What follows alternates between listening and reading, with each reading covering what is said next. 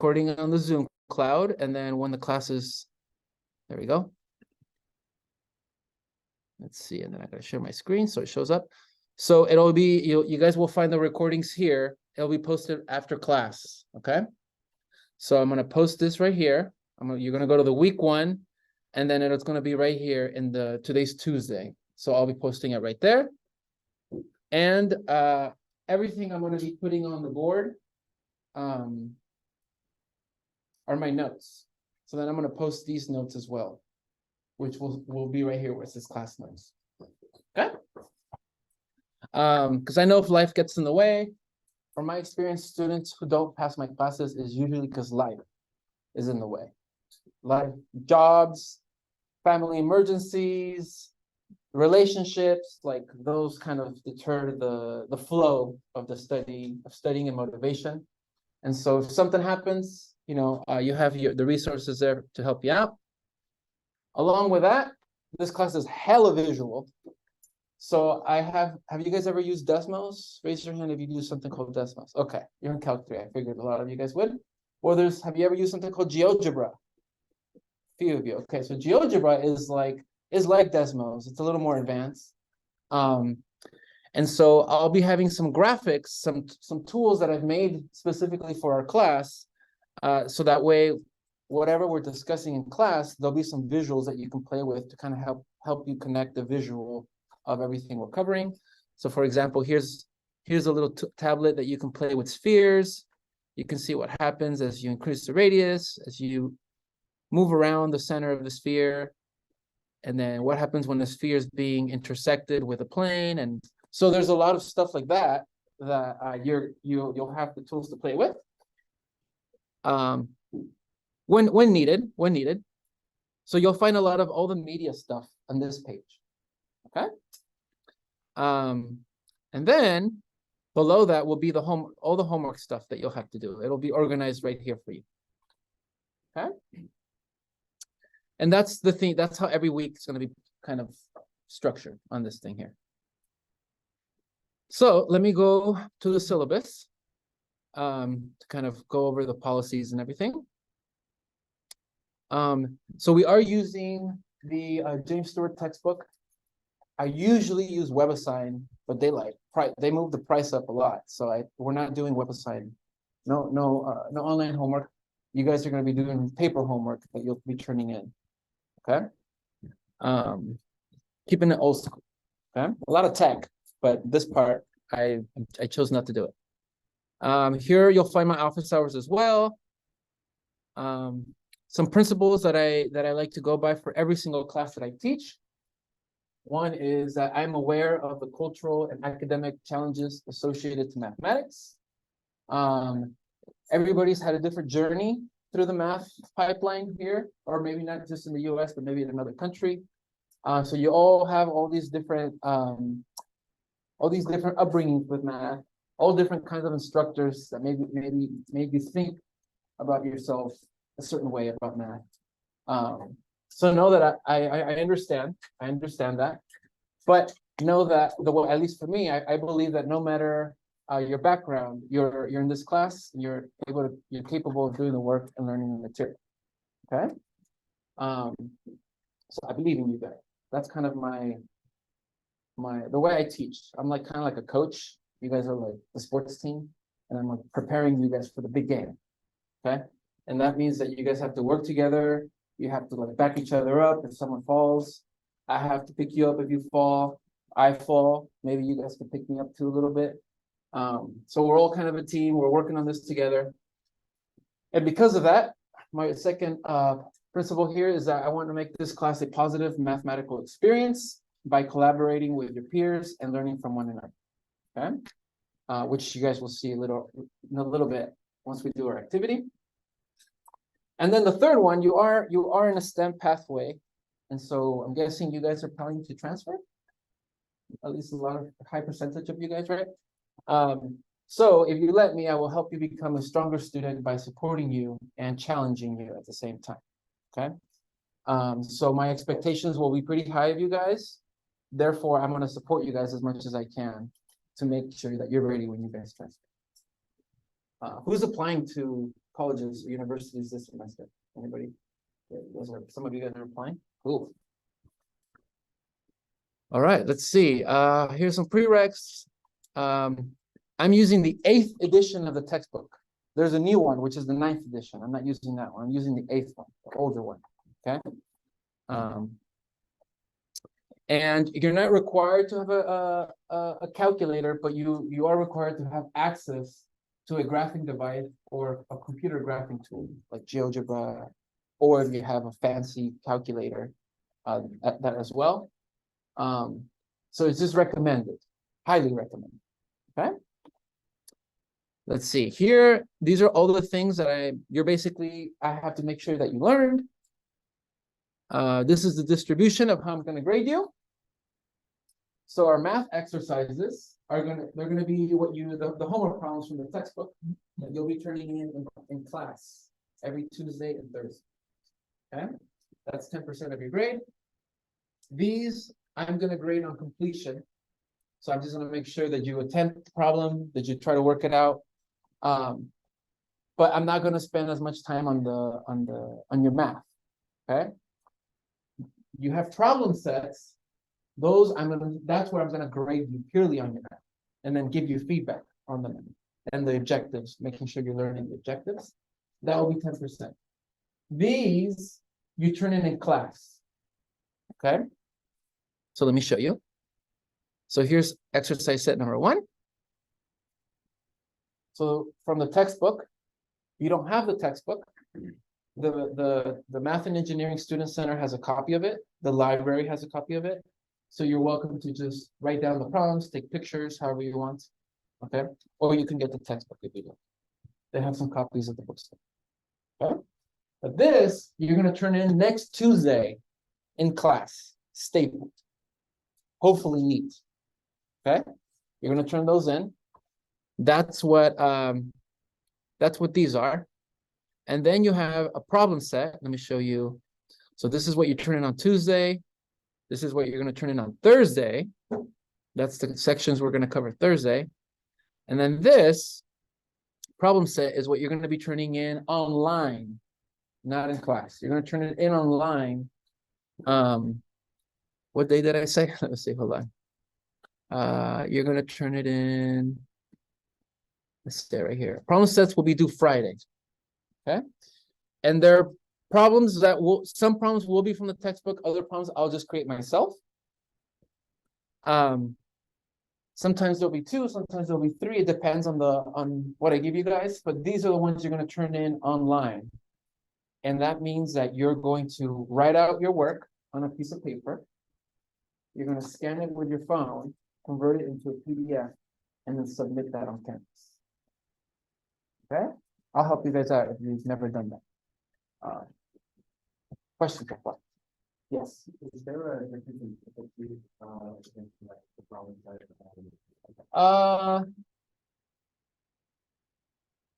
Sometimes these are going to be a little bit not just like procedural solving kind of problems, but they'll also be like explanation, opinions, like a little more open-ended type questions.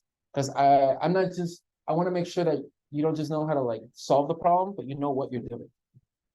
Yeah, because this class is very algebraic with very graphical. So I need to make sure you understand both sides of the story. Yeah. Someone else had a hand. Yeah. Is there going to be a time limit on those? On these? No, you can start on them now if you want. Yeah, they're open now. They're like homework, except that these ones actually I'm going to grade you on your math. Yeah. So let's see. So that's that. Where's my syllabus? Oh, here it is. All right. And then I'm going to have you guys do something that maybe you've never even heard of. Oh, question. Yes.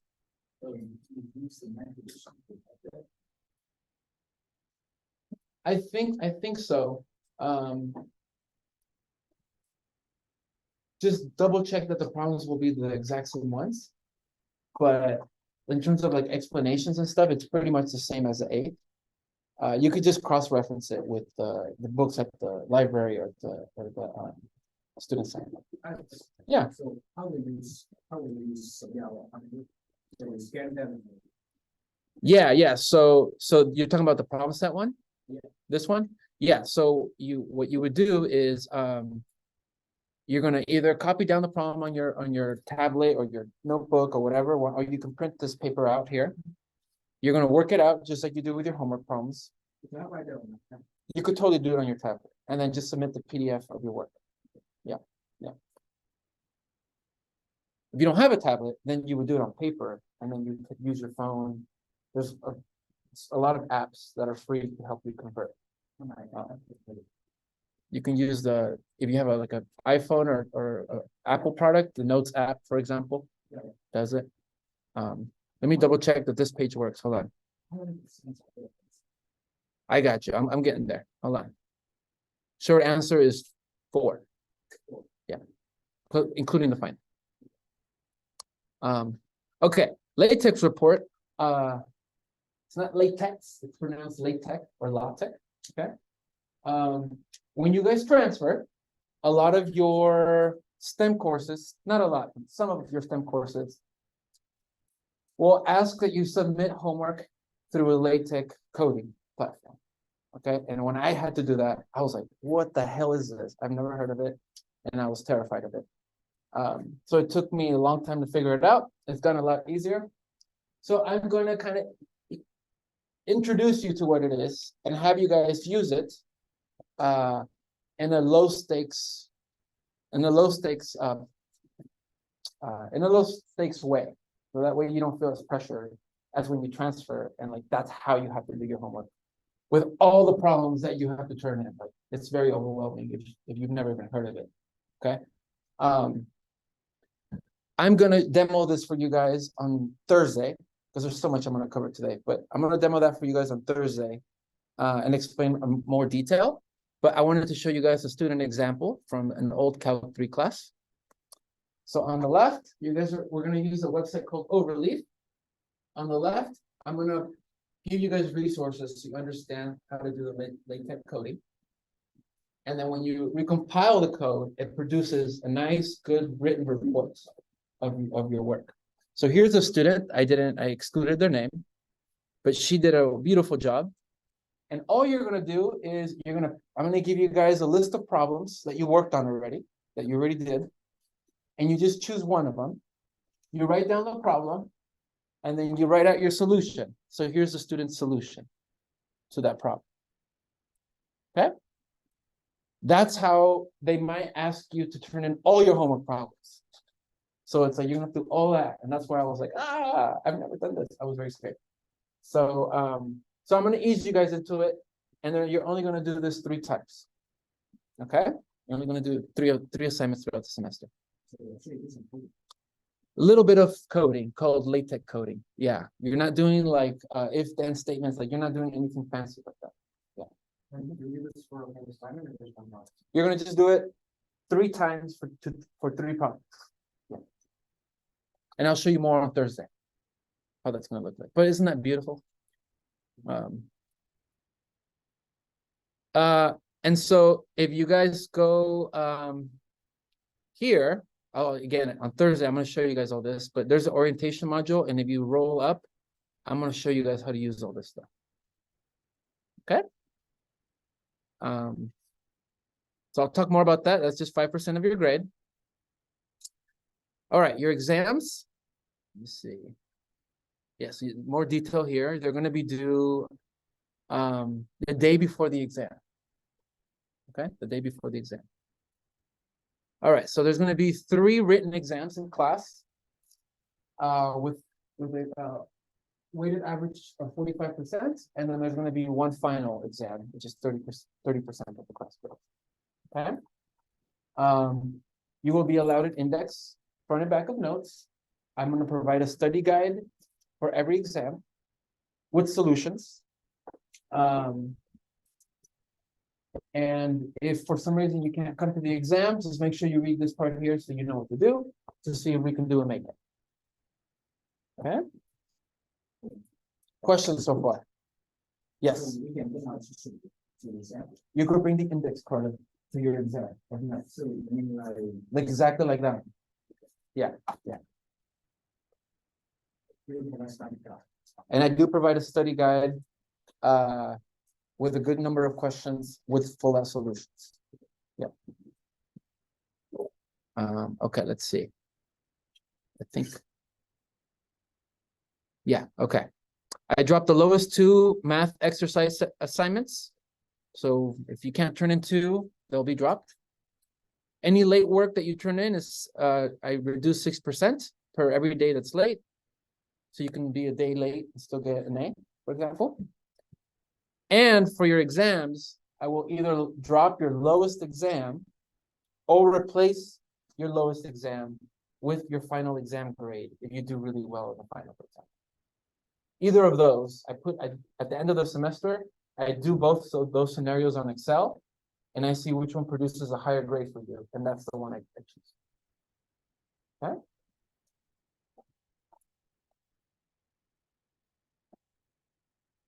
Questions? All right, cool. All right, let's see. I think that was it. Here's the spotlight from Professor Federico Ardila. Super dope guy. You can read about him here. In terms of tutoring services, there's the Math and Engineering Student Center, which has in-person and Zoom tutoring during the hours that are listed on the site. I shortcutted all of this for you guys on Canvas. So you just click that here and you'll find it. So here's the Zoom information. This is when they have tutoring, for example. Oh, they haven't updated yet. So give them let's wait till a week for them to update the website, okay? This is July to July 20th. But I believe it's 8 to 8, Monday to Thursday. Yeah, they haven't updated yet. They will. And then they're open, let's say it's Thursday and you need to see a tutor, but it's already after 8 p.m. Let's say it's like 11 p.m. and you need access to a tutor. There's another service we have called NetTutor that's available also for all various subjects, but for math, that's open Monday to Friday from 5 p.m. to 10 a.m. the next day. So they're available all night, pretty much. So and on the weekends, they're available all day. Okay? So if you're working on your homework Sunday at 6 p.m., the NetTutor service can help you guys out. Okay? Has anyone used NetTutor before? No? Okay. Hopefully you try it out. It's like it starts out like a chat feature. You're chatting with the tutor, but then you can ask them to turn on their camera and you can ask them to put their audio on and all that stuff. And they have to do it. If they don't, you let me know. Okay? Because it's a deal that they made with us. Where like students like to see most times they like to see their tutors. They don't like chatting to a robot. Okay, let's see. Let me double check. I'm not missing anything. Hopefully you got a good kind of taste of a class. Yeah, I think that was it. Throughout the class, like I told you guys, we're going to be doing the whole LaTeX thing. So I will also show you some of the code to the math symbols that you'll use throughout it. And so I'm it's a little bit of like self-independent study on that part, but I will also help you out here in class as well. Okay. All right. Let's see. So we're going to move on to our next piece, which is one of my flashcards. You can see where I put them. Or does everybody have a flashcard? Where the hell did they go? Are they in the back? Under my tablet? Oh, they're under my tablet. Oh, thank you. Thank you. Who needs a flashcard? Let's see. Do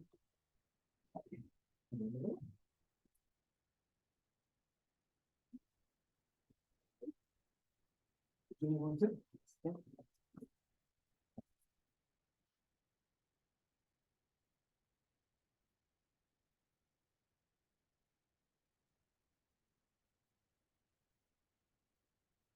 No.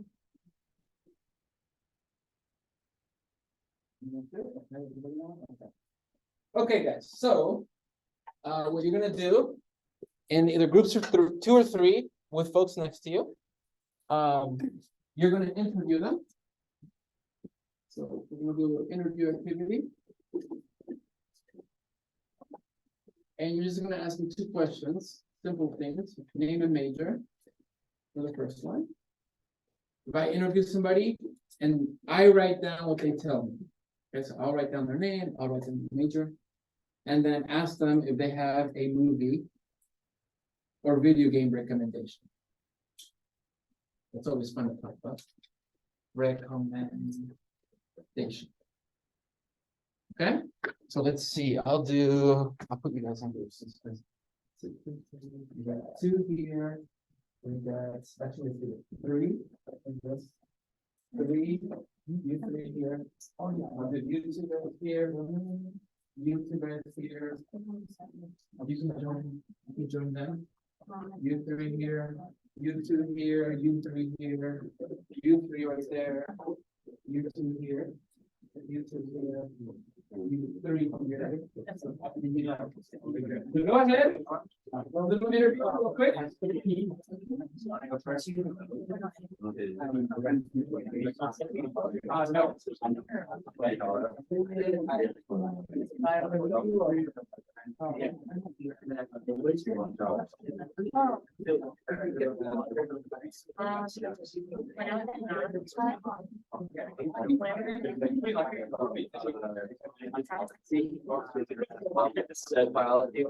But for now, basically, that's my guy.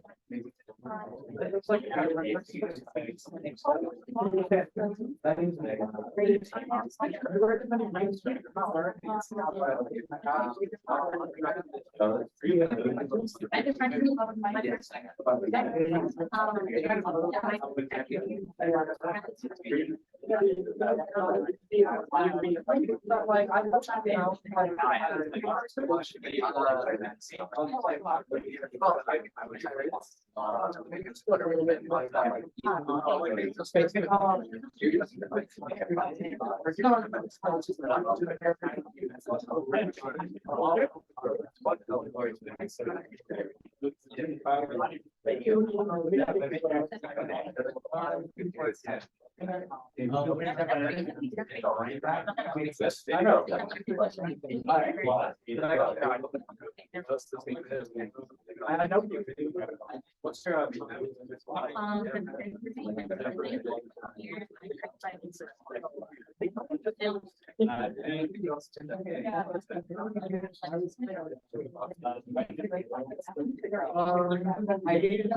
Guys, if you're a group of three, make sure you just interview one person.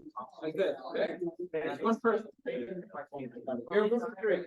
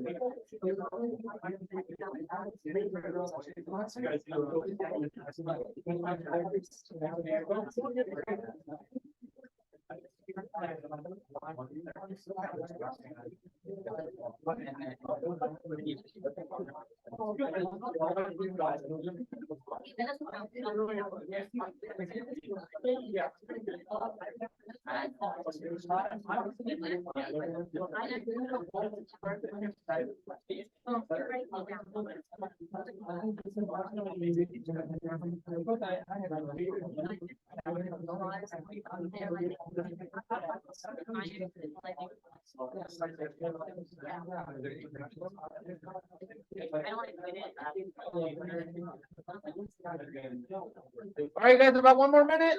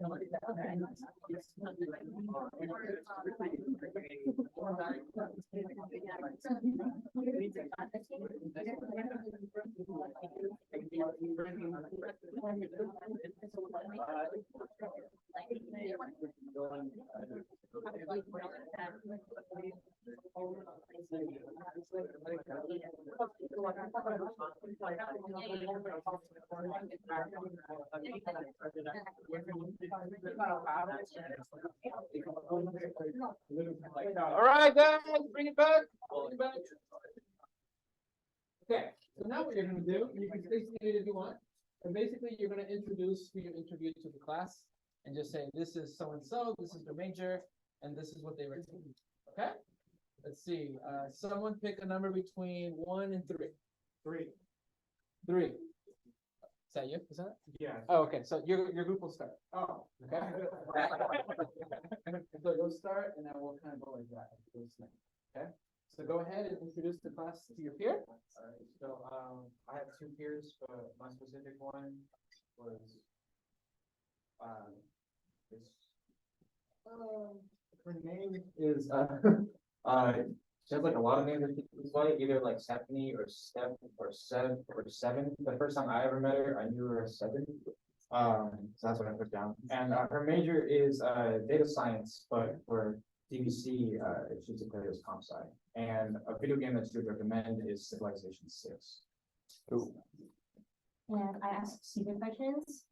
His major is electrical engineering, and I don't think it counts as much, but he's recommended chess from Content Central. Chess? Yeah. Sweet, okay. All right, so let's get back. All right, we're gonna actually do the math now. We're gonna start section 12.1. But I'm gonna start you guys off with a little warm up that I would like you guys to discuss with your, the groups that I put you guys in. Before we jump in, let's just get in math mode. Let's do a little discussion. Usually the warm-ups are they can be a little bit open-ended, more like your opinion or your own knowledge of things. There isn't always a right or wrong answer. So it says, what do you think are some differences between 3, 2, 1, and 0 dimensional spaces, whatever that means to you. Maybe you've never thought of a 0 dimensional space. It's all good. So just from kind of things you know about math and things you've seen in movies and things like that, what do you think are some differences between a 3-dimensional space, 2-dimensional, or 1-dimensional, and a 0-dimensional space? And just share those thoughts with your group. You don't even like rare. No, I'm not collecting. Just discuss it. Yeah.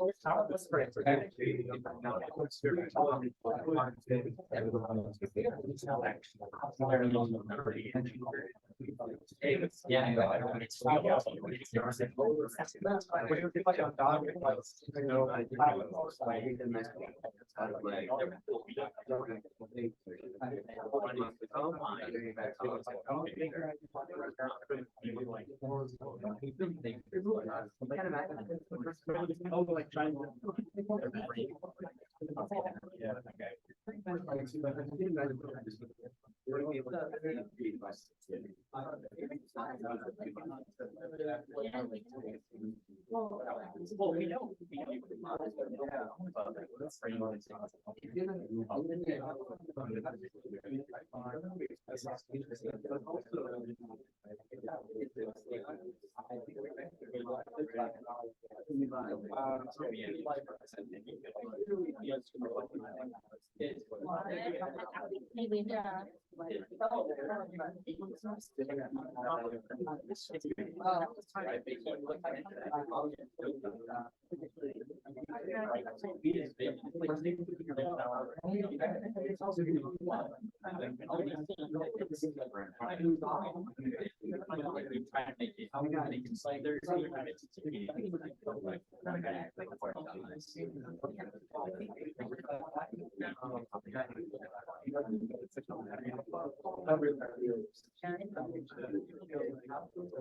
All right, guys, bring it back. Bring it back. Let's see, someone from these two rows, anybody want to share what your group discussed? Any specific, yeah, go for it. We talked about, zero dimensional space with the points, and then the one dimensional space to the line, and the three dimensional with the plane, the three dimensional space. Gotcha, okay. So you were kind of explaining it through a visual sense, right? All right, cool. Let's see, anybody from these two rows want to share out? Yeah, go for it. Every dimension is the addition of another axis. Axis, okay, cool. So that when you increase by one dimension, you're saying you're kind of adding some new axis to it. Cool, cool, okay.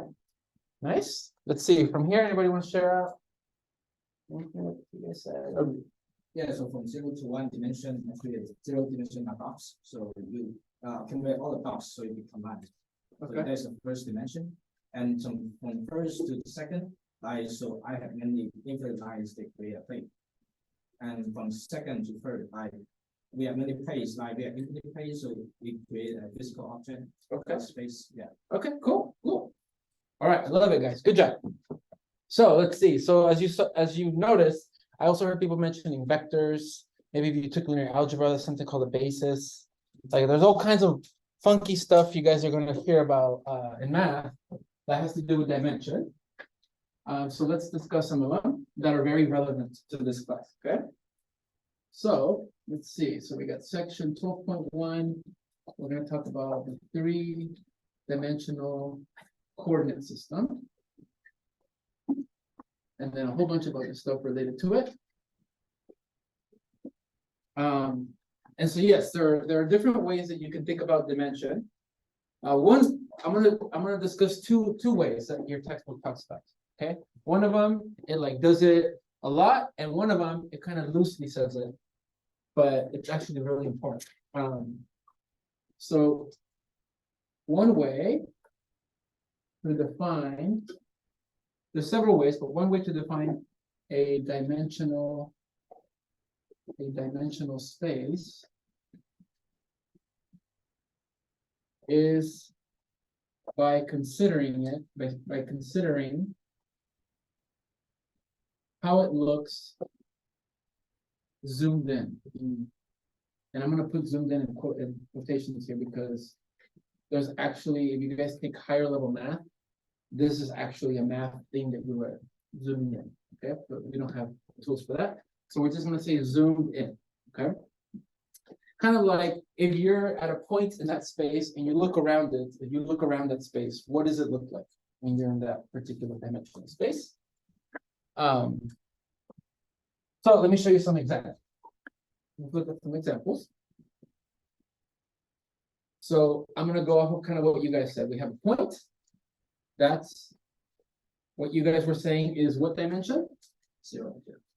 That's when you were saying this was like a 0-dimensional space. You're at that point, you can't move from that point, and you can't see anything but that point. Okay? And then we have, you guys said a line, and that's what you guys were saying was 1-dimensional, right? There's only one direction you can move, which is sideways. That's the only dimensional direction that you have. Yeah, let me keep going. And then what was the next shape that you guys said? You guys said a plane, right? So let's say it looks something like this. plane, and you guys were saying this is two-dimensional. So if you're on the plane, if you're at a point on the plane, now you can move sideways, but you can also move up and down, right? And then the next one is if, like Patrick, right? Like what he was saying, if you have a bunch of planes, now you have a different object. We're gonna call that a solid. By the way, this is my favorite class. I love drawing. Okay, so we have our little solid here. And it's not hollow, it's solid. It's like a marshmallow, right? It's like filled inside. So that's going to be three-dimensional. Okay. And there's actually more, but we'll stop there. Okay. Yeah, question. Is there a difference between solid and space? Space is like a general word to represent. I can say this is a one-dimensional space. Yeah, it's just for us, we live in a three-dimensional world, so to us, space means 3 dimensions.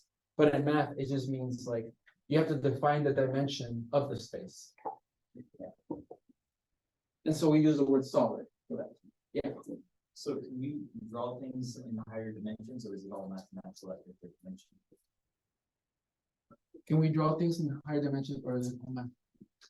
We could draw shadows of the higher dimensional things in 2-dimensional drawings or 3-dimensional like objects that we have. But we can't truly draw it in four dimensions or higher because we're not in that dimension. In mathematically, when you're drawing something up. And we will attempt that because we're going to look at funky things in higher dimensions later on. Yeah, it'll be fun. Yeah. Do you post all your notes on Canvas? Correct. Yeah. You still want to write some notes though, because you might, you're talking to your future self when you're going to review. Now, what do I mean by zoomed in? Okay. So we're going to look at things like this, for example, color. You might look at a curve,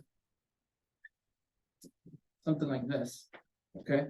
And if I'm standing on that curve at a point and I only focus really, really close to that point, then that curve close to that point behaves very much like this line right here. Okay? So a curve is, we're going to think of it as a one-dimensional space, even though it's not straight. Okay, because when you're on that curve at that point, zoomed in, it behaves the way the line behaves. Right? If I'm at this point here, I can't move this way anymore. I can only move in the direction of the curve.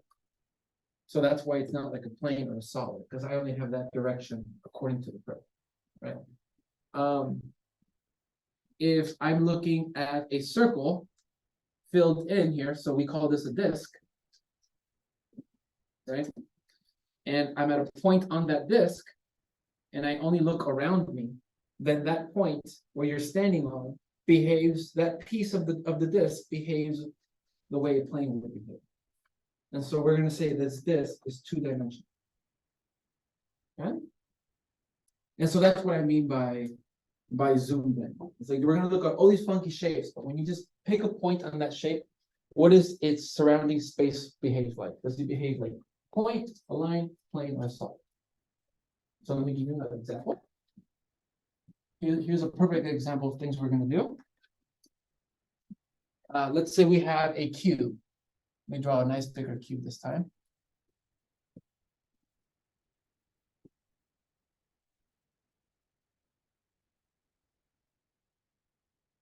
Cube. And the cube has corners. It has these points right here. So this cube is made up of 3-dimensional, 2-dimensional, 1-dimensional, and 0-dimensional components. And you need to train your eye to see those components according to the dimension that you're looking at. Okay. So what are the 0-dimensional components of the cube? What do you think? The corner points, right? So these corner points, the points here, these are going to be the 0-dimensional parts of it. What do you think are the 1-dimensional parts of it? The edges of the cube. So The edges here are the one-dimensional components of the cube. And then what do you think of the two-dimensional components? The sides of the cube. So like the square side here.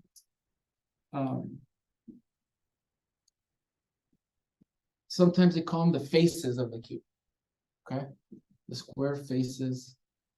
And those are the two-dimensional components. And then the cube itself, filled in inside, is what makes up the solid, which is the three-dimensional part. So the cube itself is the three-dimensional piece of the stuff inside of it. Okay.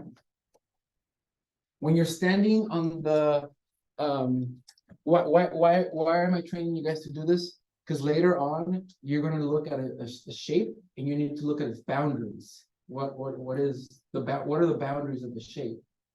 And then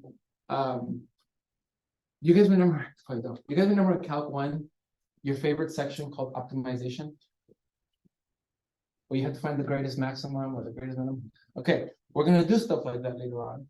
But then you're gonna find what's the maximum of a particular shape when you look at points that are on one-dimensional boundary, meaning you're only looking at the edges.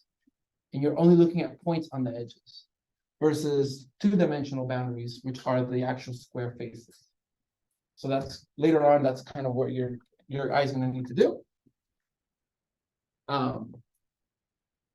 Let's give you some more. Let's see. Here. So here's another example of things you're gonna do. So consider the cylindrical shapes.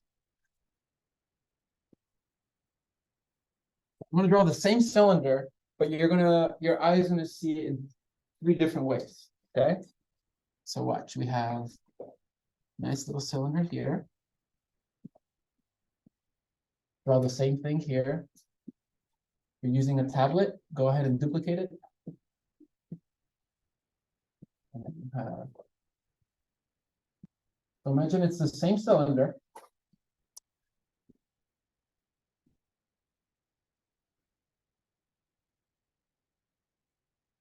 Okay, and this one though, in this cylinder, you do not include the discs that are like capping it, like the caps of it, the sides here. So we're going to exclude. So in this case, it excludes discs. It excludes these little caps on its edges. Okay. What do you think is the dimension? If there's a little ant on this, what dimension is that shape that we're looking at? Is it hollow inside? It's hollow inside. There's nothing inside of it. So it's literally like if you have a can, and you know how you peel off the wrapper of the can? It's just the wrapper of the can. So it's a two-dimensional surface of it. It's a two-dimensional surface. Because if I get the wrapper, right? If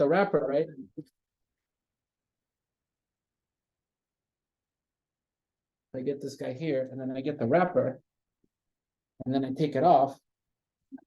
If I pick a point on that wrapper, then that space at that point behaves just like the plane. So it's a two-dimensional surface bounding the cylinder. Okay.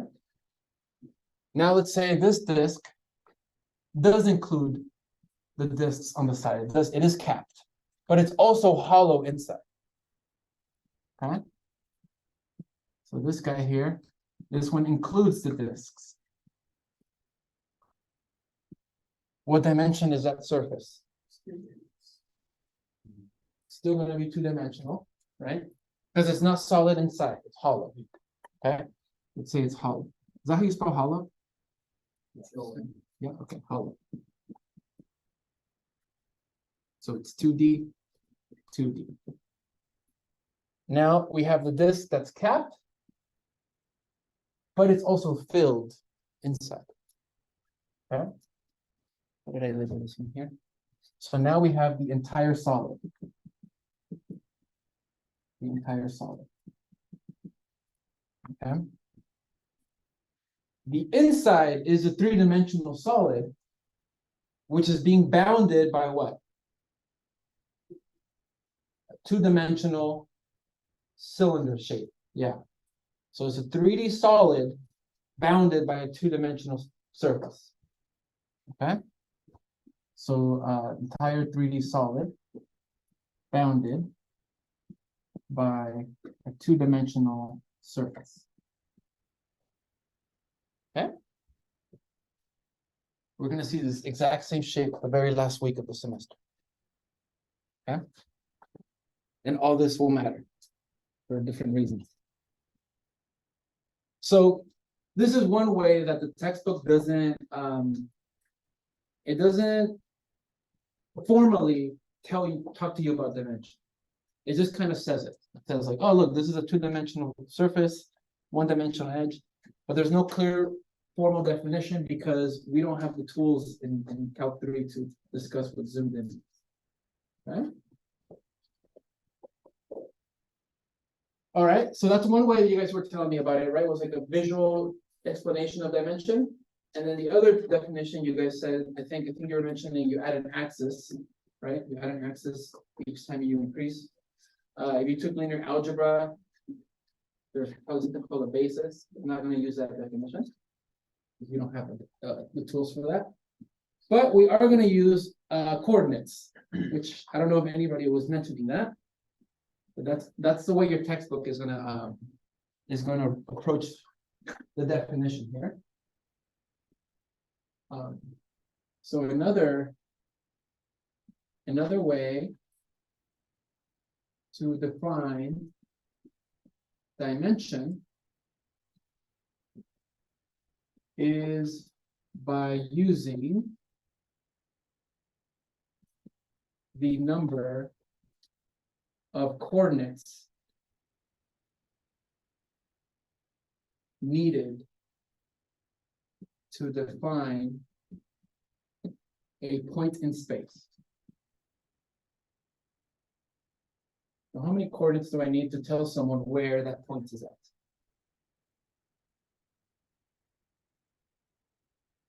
And I'm also going to maybe introduce you guys to new notation you probably haven't seen, but maybe you have it. So let's start with zero dimension.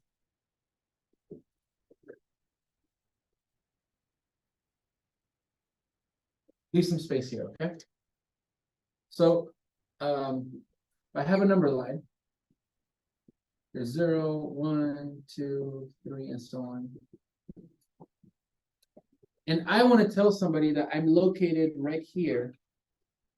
How many numbers do I need to tell someone to tell me that I'm located like that? I need to tell them the number 2, right? Which is how many numbers? 1. I just need to tell them one coordinate, 1, right? So it's located at 2. Versus if I'm located somewhere here, maybe this is like 1.3, but I just need one coordinate. Okay. So this number line contains all possible real numbers that you've learned in your past math classes. And I don't know if you've seen that, but real numbers are denoted through this fancy R. Have you guys seen that before? Okay. This stands for real numbers, the set of real numbers. So in this class, the set of real numbers is going to be a one-dimensional space. Sorry, zero-dimensional because you only need one. One-dimensional. Because you only need one number to tell you where you are in that space. You only need one coordinate.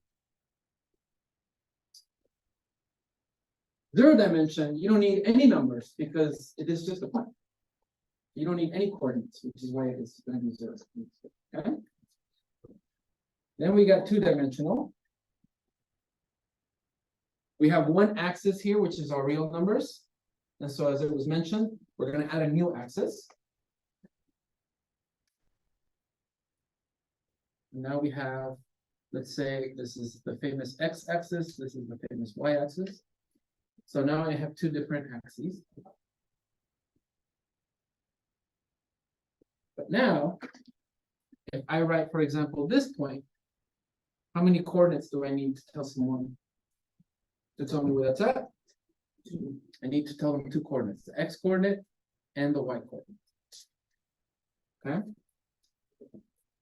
Okay, here's where this might be new to some of you guys. So how many real numbers are we using? We're using two, right? One for the first coordinate, one for the second coordinate. Okay. The way we're gonna define this space so that it contains all possible points, it looks like this. We're gonna say it's gonna be r squared, which really means it's the set of real numbers cross the set of another set of real numbers. Okay, this, you probably never seen it, I'm not sure, it looks like you're multiplying funky weird shapes. But this is called the cross product of, direct product of sets. Don't worry about that, okay, don't worry about that, but what it basically means, it means this, I'm gonna write in set notation. It means I'm now using two coordinates. And I'm gonna write it as x comma y. Then we're gonna write a vertical line, which we're gonna read as such that. So this vertical line, you read it as such that. So it contains points x comma y such that x and y are real numbers, but there's more notation. It looks like this, is an element of the real number set. Okay, this is all probably brand new notation to some of you guys. But this fancy E here means it's an element of. And then it's an element of R means it's a real number. So you'll see that in the textbook, they use it that way. I'm just trying to translate it in English to you. So if you think about all the points on this plane that you guys have been graphing on, they all contain points x comma y, so that x and y are real numbers. So I can have like pi comma 1.7, right? Okay. But it's just more fancy notation. This is called let's see if my orange marker works. This is called set notation. Yeah. Doesn't work. This right here is called set notation.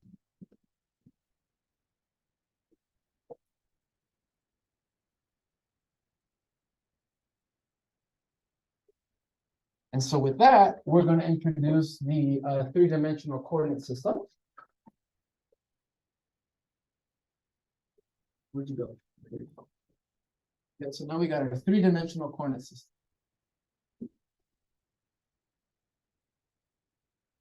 Okay. And if you go off of this is r, this is r squared. So what do you think that will be? R cubed, which is just r cross another r. And therefore it has three coordinates, x, y, and we're going to call the third one z, such that all three of these are real numbers. Are elements of the real number set.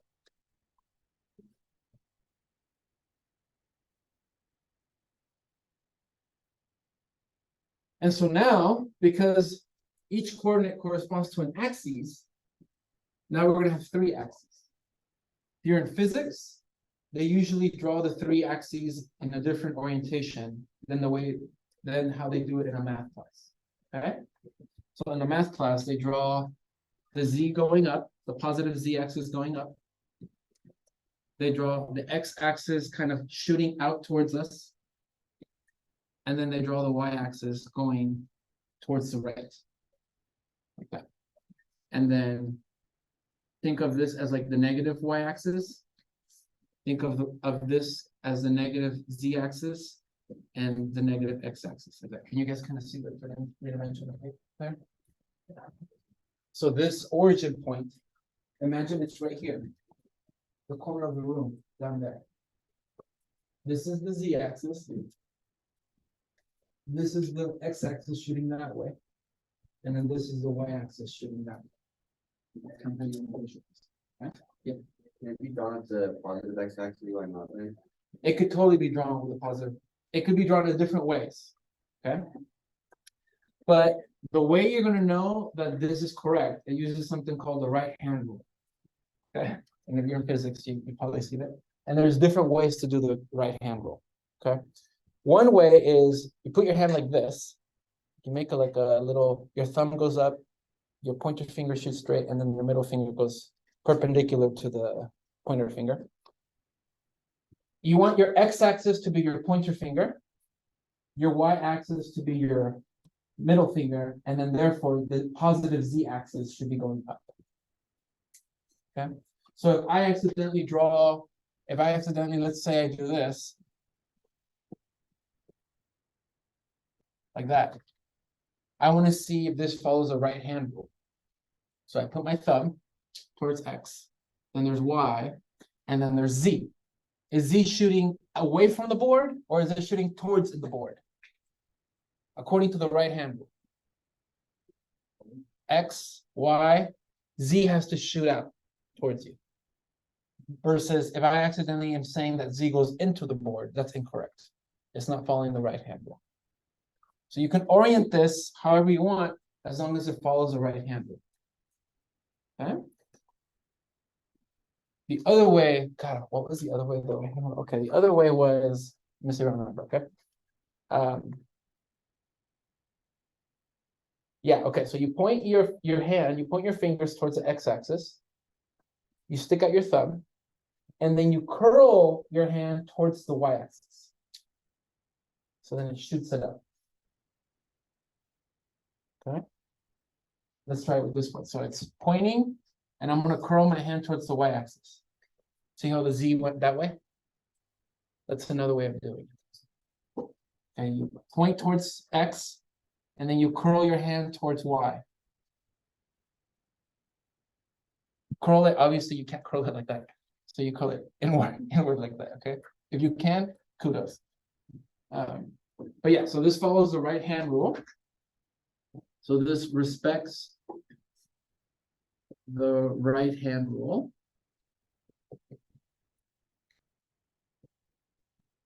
I think in physics they go like this. Is that correct? I'm not sure. They do it a little different, right? Yeah.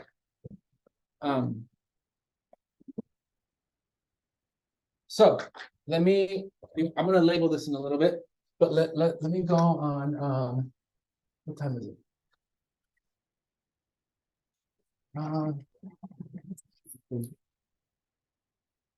No, I was gonna have you do it on your phone, but it's a little hard with GeoGebra on your phone. So watch, let's do it here together. So let me go to GeoGebra. I made a shortcut here for you on Canvas. Tab.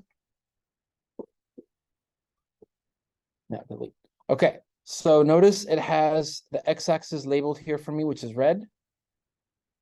It has the y-axis, and then it has the z-axis. Okay.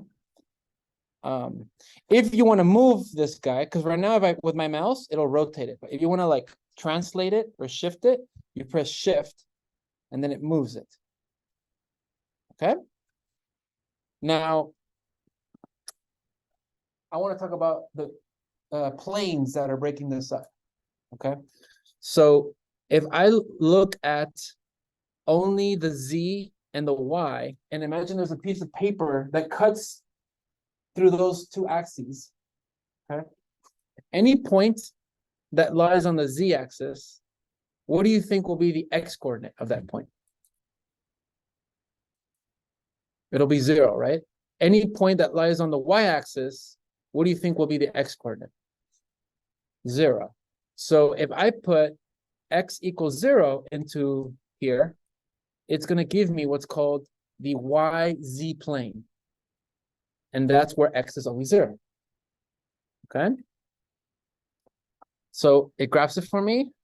Let me do it in a different color. So I'm going to do the 3 little dots. Go to settings. Go to color. And let's do it red. Okay. Now, if I want to do the XZ plane, well, on the x-axis, y is always 0. And on the z-axis, y is also 0, right? So what am I going to put? Y equals 0, and then that will give me a plane that consists all points of where the y coordinate is always 0, but x and z can vary. Okay. For example, let's say I put the point 3, 0, 5. It's giving me a point where it went out 2 coordinates in the x direction. Oh, it doesn't show you the. Hold on.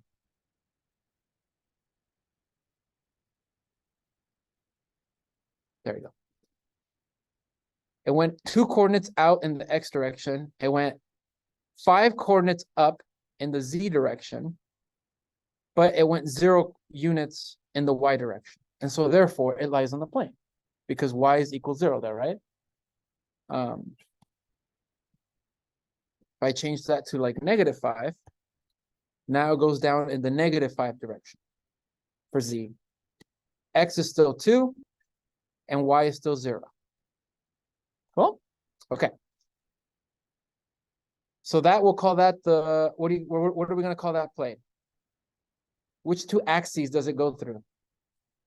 It goes through the x and z, so we call that the xz plane. And then what's the last one that we need?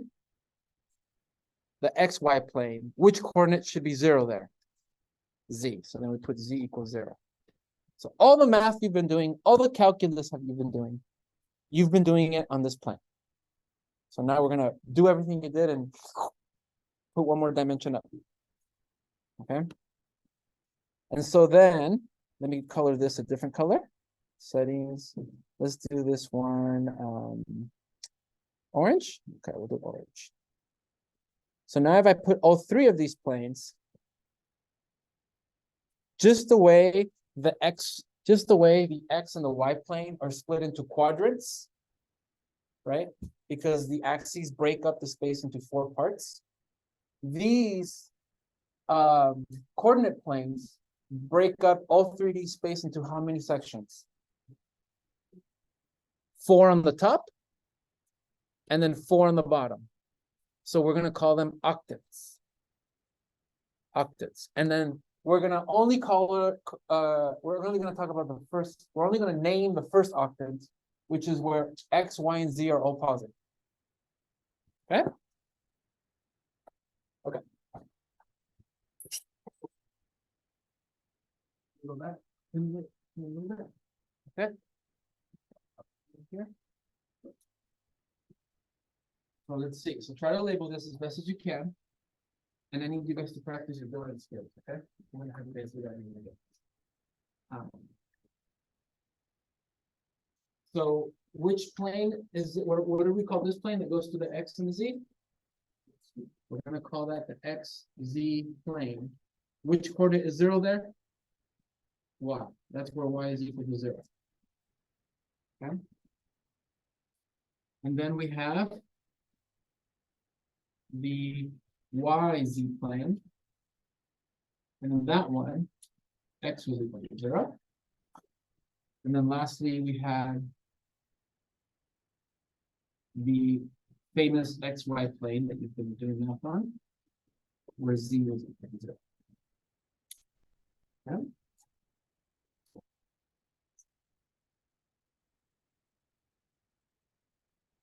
And so just the way this is split up into quadrants, quadrant 1, quadrant 2, quadrant 3, quadrant 4.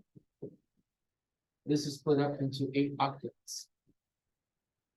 Split into 8 octets.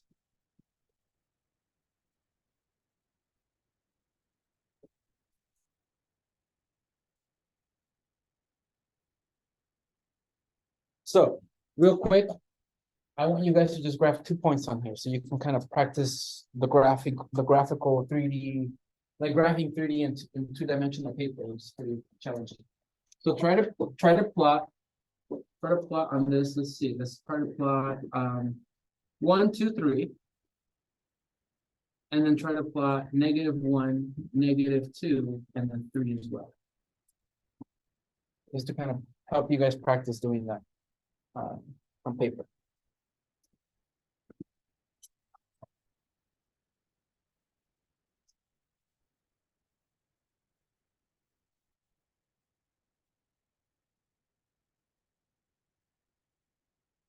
Yeah, forgot to label these, so this is like 1, 2, 3, 4. 2, 3, 4, 1, 2, 3.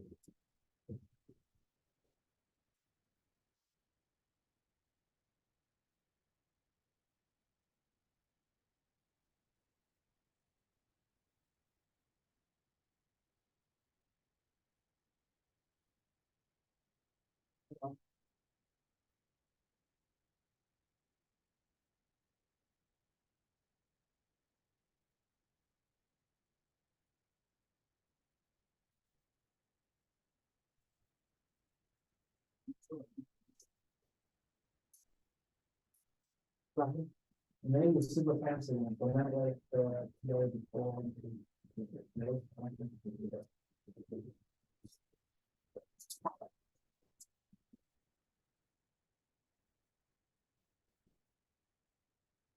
Yep.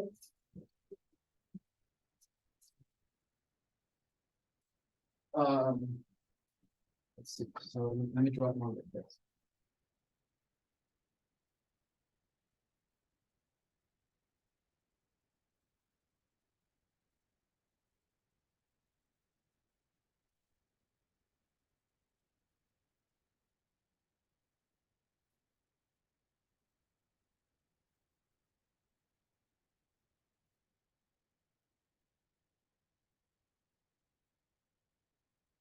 So like on the top, there's 1, 2, 3, 4 sections that are above the XY plane.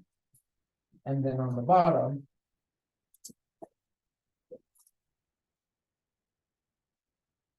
There are also 4 sections that are below the XY plane.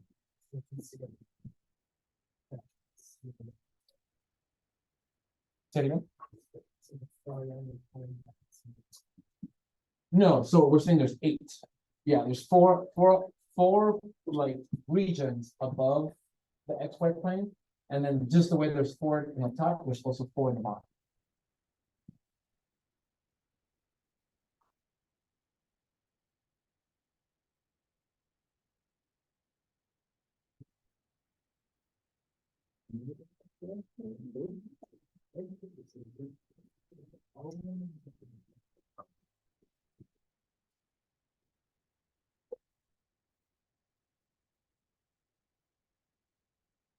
Maybe label your points, guys. Label the coordinates of the points. Make sure you know how to do it on paper. Okay.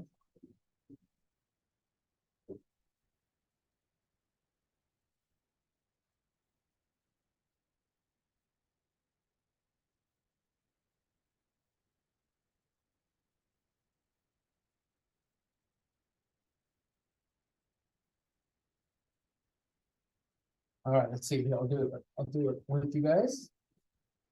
There's X, Y, Z. And we got 1, 2, 3, 4, 1, 2, 3, 4, 1, 2, 3, 4. Put your negative axis here.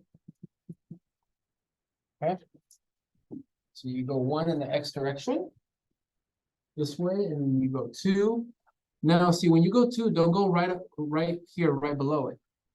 Because the way the x-axis is slanted this way, think of these as kind of like, they're also slanted like this. You see that? So this is 1 unit, not here. So then you would go 1, 2, and then you would go, so imagine it's like this. You got 1 this way, and then you got 1, 2 this way. And then this distance here, you don't go all the way up to where this is at, because now you're a little bit in front of it. So you need to go up this amount of units, which is about this much. So then it goes 1, 2, 3. And so your final point should be right here. Okay. And then similarly for the negative side, you go back 1.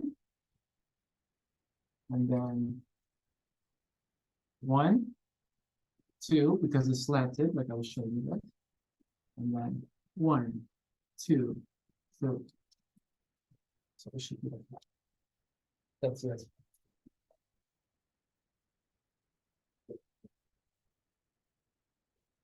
1, 2, 3. Negative 1, negative 2, and then positive 4.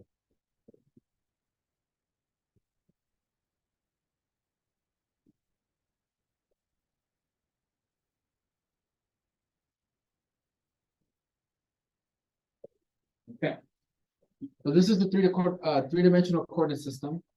Now let's go a little deeper and let's see what equations, if I was to graph an equation, what would the graph of it look like? Like if I give you guys y equals x squared, you've been trained to know that's a parabola, right? It looks like this. Part of what you're going to do in this class is there's certain common equations that you'll deal with, and you're going to train your brain to see what its graph will look like in a three-dimensional space. Okay? So now let's call this section graphing equations. It starts to get good. Starts to get good. It depends what dimension you're graphing. That's going to vary. So that's where it gets funky. So let me show you what I mean. So in R, which we said was one dimension, right? It was just the number line. The graph of an equation is and let's see what it's going to be. Let's see. So if we're only using one dimension, how many coordinates do we use? 1, right? So how many variables are used? 1. Okay, so this is an equation with only one variable. So let's say we look at 2x plus 9. Sorry, 2x plus 5 equals 9. What is a number that you can plug in here to satisfy the equation? It's 2, right? It's just that one number. Okay. And so if you wanted to, what if you said it's 2, right? So if you wanted to graph this on the real number line, right? What's the graph? What would the graph look like? Just a point, right? It's just a point. So it would just literally be this point. Okay? So in R, so in one dimension, the graph of an equation is going to be a point. Okay? What dimension is a point? 0 dimension. Okay? And now let's go to the next dimension. Let's say we're looking at R2. So in R2, the graph of an equation is a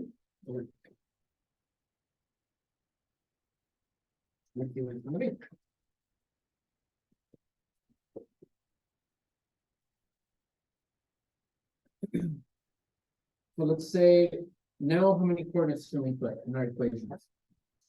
2, right? Because we're using R2. So let's do the famous x squared plus y squared equals 1. What does that graph look like?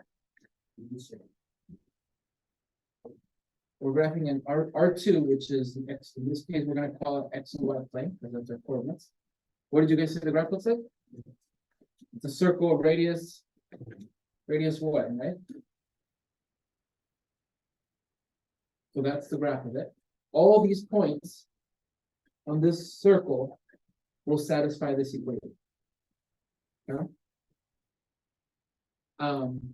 But what are all the possible solutions to this equation? This is how we say it graphically. In this case, this is going to be a set of points in R2. Let me slow down there. It's the set of points in our two-dimensional space, but is it all the points? No, right, like this point here, the origin, those are not part of my graph. It's only the ones that satisfy this equation. So this is usually in set notation, guys. We're gonna describe here what the set consists of points, such that, and then there's a condition that they need to satisfy. Okay?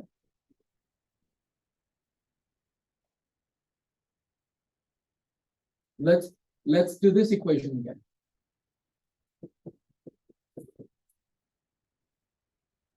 Which you guys said just turns out to be x equals 2.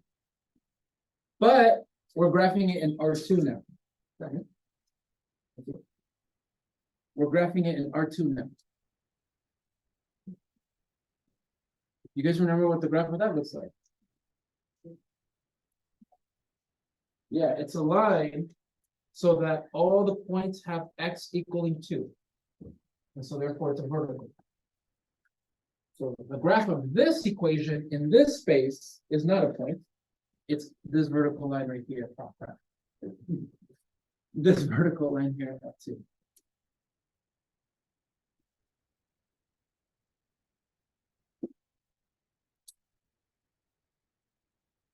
And so what is in this blank right here, guys? So the graph of an equation in R2 is going to be a what? What do you guys think? A line. In this case, but is this a line? Like a curvy line, right? So we're going to call it a curve. What dimension is that? The curve itself? It's one dimensional, right? So notice the space that you're graphing on is one dimensional, but when you graph an equation, it drops down a dimension and then its graph is 0 dimensional. This is 2-dimensional space, but when you graph the equation, it drops down a dimension and its graph is the 1-dimensional curve. So let's continue this pattern. So in R3, the graph of an equation, what dimension do you think it's going to be? This is a 3-dimensional space, so it's going to be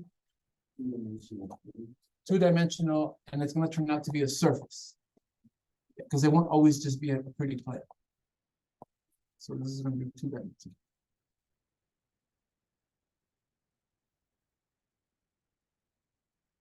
So let's look at some examples.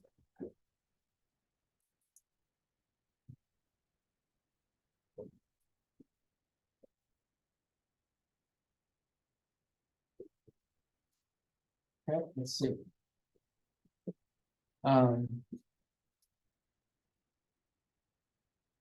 Let's do I'm gonna do a bunch of them, okay? Let's do this one. Let's keep using this one. So we got 2x plus 5 equals 9. Let's do x, or no, not x squared. Let's do y equals x squared plus 1. This only uses one variable.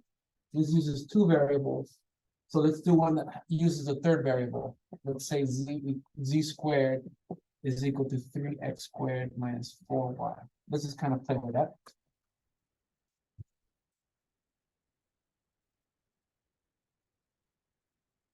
Here, as you're writing that down, let me put that on GeoGebra. So we got 2x plus 5 is equal to 9.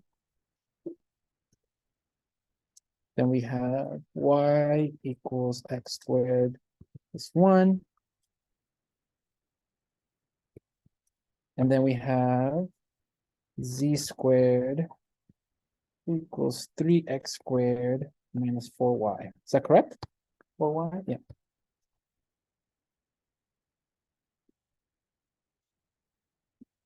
Okay, let's just play with it. Let's see. Oh, crap.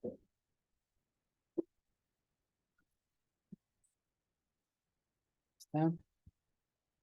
Good, let's see. Okay, so here's the first one. So 2x plus 5 is equal to 9. That's where x is equal to 2. Remember, you guys were telling me that x is equal to 2. So therefore, it's going to contain the plane where the x coordinates are always going to be at 2. So you guys see how it's crossing right where x is equal to 2 right here? But it contains all possible points. So it makes up a plane. Okay. Notice what happens when this plane of that equation intersects the xy plane. Let me go like this. Hold on. Nope, hold on. Here we go. Here's the xy plane, right? What does the graph of the intersection look like?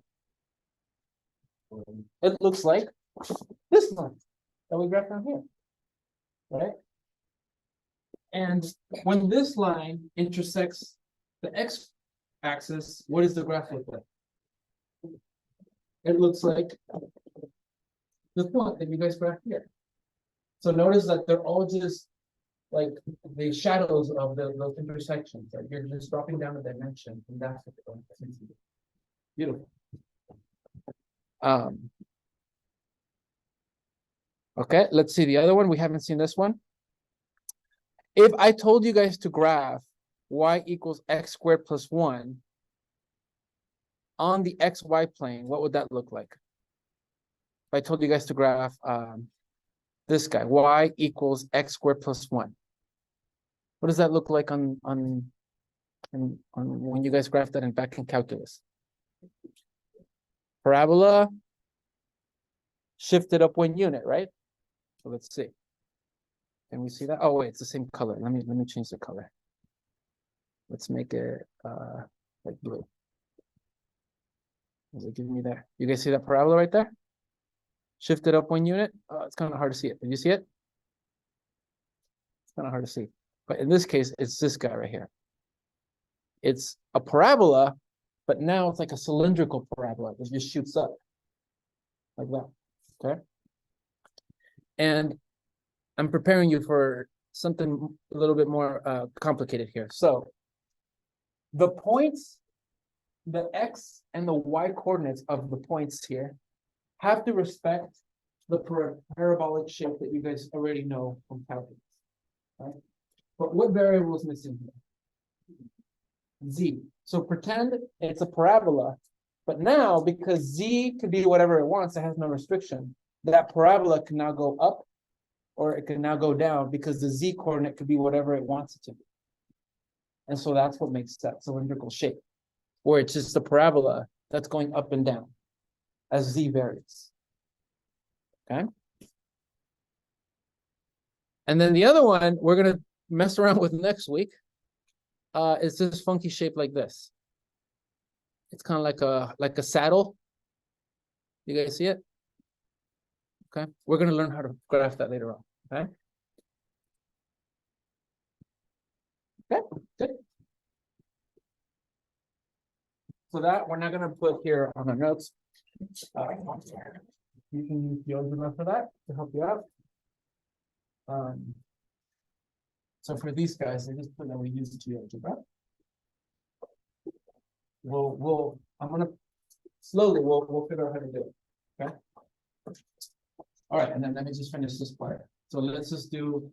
Now we haven't talked about this, but let's say R4 in 4 dimensions. We can't see it. But we can graph because the graph of an equation, if we continue the pattern, is a, so what dimension is the space? 4, so the graph of an equation should be a 3-dimensional solid. Just three dimensions.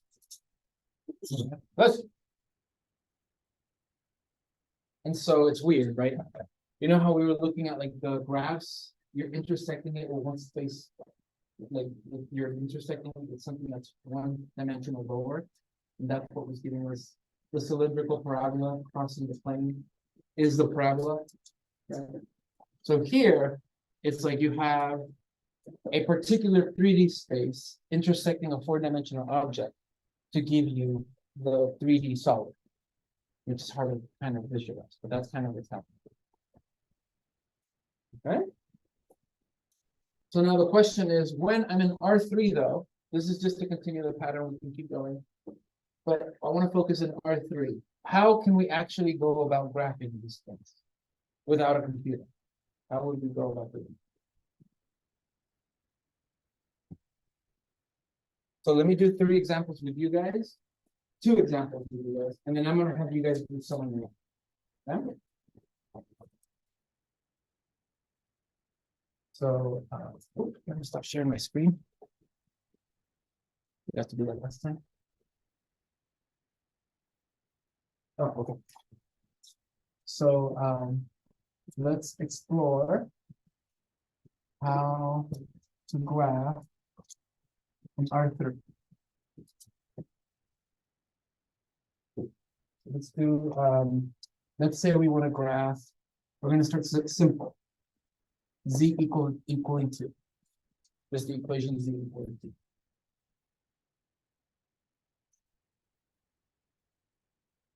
So let's draw our X, Y, and Z axis.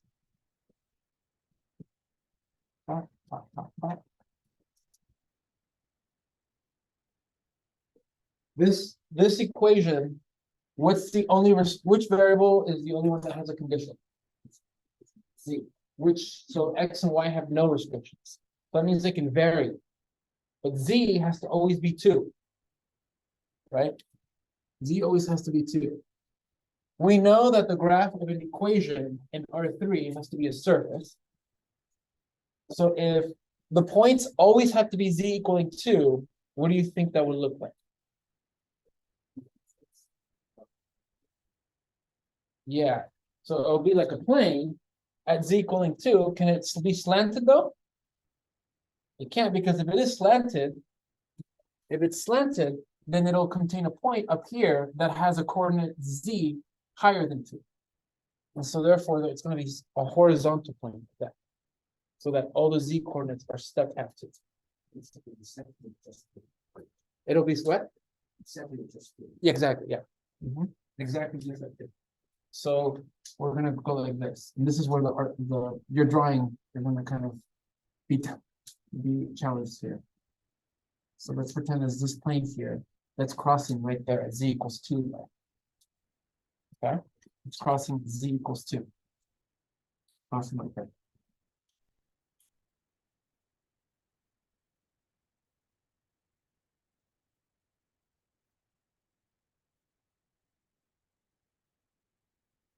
Okay. Now I want to return back to this circle here. We know how to graph this in R2, but let's see what this equation will look like in R3. Okay. Let's graph x squared plus y squared is equal to 1.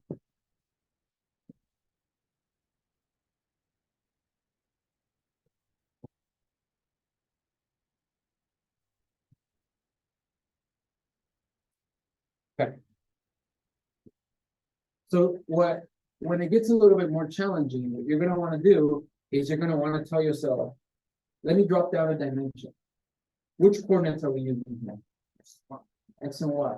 So what will the graph of this look like on the XY plane, which is what we're used to, right? We know on the XY plane, it's a circle. So if we just look at the XY plane, we know that it has to be this circle right there of radius 1. That we know from this number on the XY plane. Okay? Which variable don't you see here? Z. So that means it's called what's called a free variable. Okay.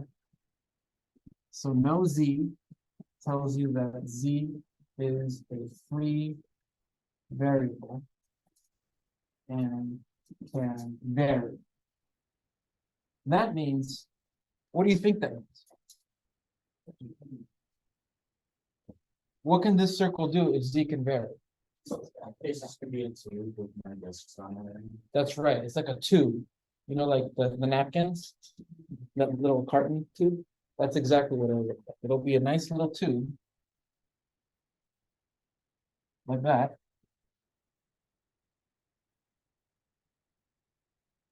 So that when it crosses the X and Y plane, it makes that circle. Okay? And so the reason some of your classmates were able to understand that it's a tube is because we know it's a circle on the XY plane, but because Z can vary, that means that circle can vary, and that circle can go up and down or below, like this. So if you put all the rings together, that's what makes it tube. Okay? And so this is a practice that I'm training you for, is using your knowledge of 2 dimensions to then conclude what must happen in 3 dimensions after you stack a bunch of things together. Okay? Let me do it over here. So, what do you think will happen if we intersect this plane with this cylinder here? What will the graph of the intersection look like?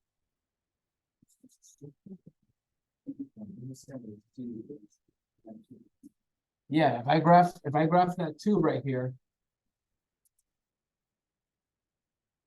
like this,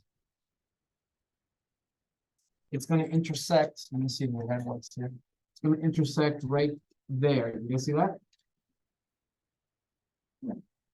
So that's red circle. Now you ignore everything else, and that red circle is the graph of the intersection. Okay. So this is the graph of the intersection. And it'll contain the points X, Y, Z in our 3-dimensional space, such that it satisfies this condition, Z equaling 2, and what other condition? And the other equation, that's right. So that little red circle there is a set of all 3-dimensional points where Z is always 2 and X squared plus Y squared will always equal 1. That's true for all these points on the red circle, every single 3-dimension. Okay? Okay. Questions on that? Yeah.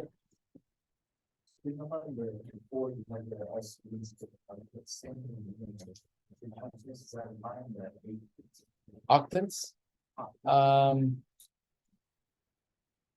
We're not going to enumerate the octants.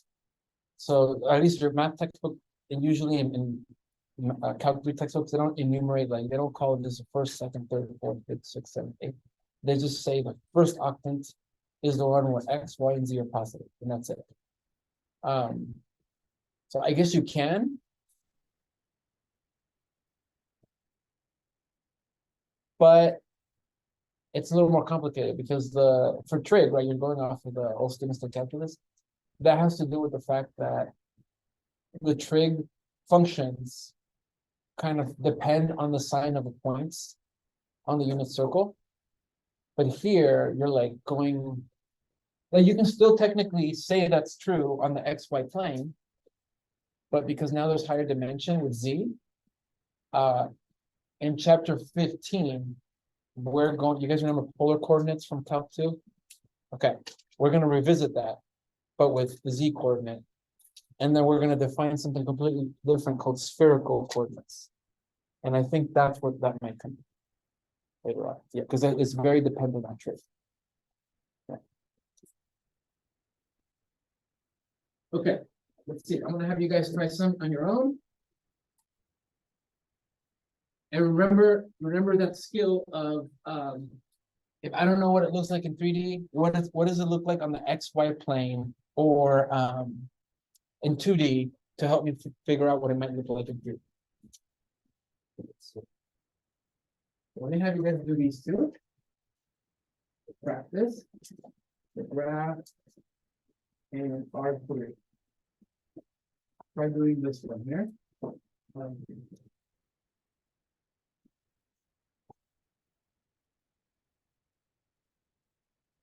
Z equaling the absolute value of y. And then x equaling z squared plus one. So it's like similar to this one that we were doing in GeoGebra. Do it without GeoGebra, if you're using GeoGebra. Do it without it. But you kind of like start understanding how to do this without technology. And then confirm it if you want to confirm it with GeoGebra. Okay? So try it first without any tools instead of your brain. And then check with your classmates as you're doing this. Just see if you guys kind of agree with your graphs.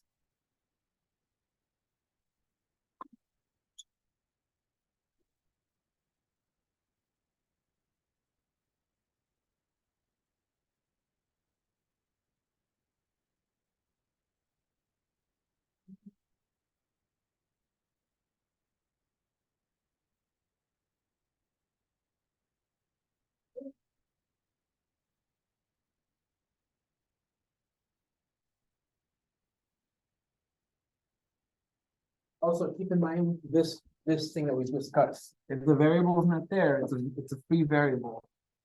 So then it varies. Also use that knowledge. Right?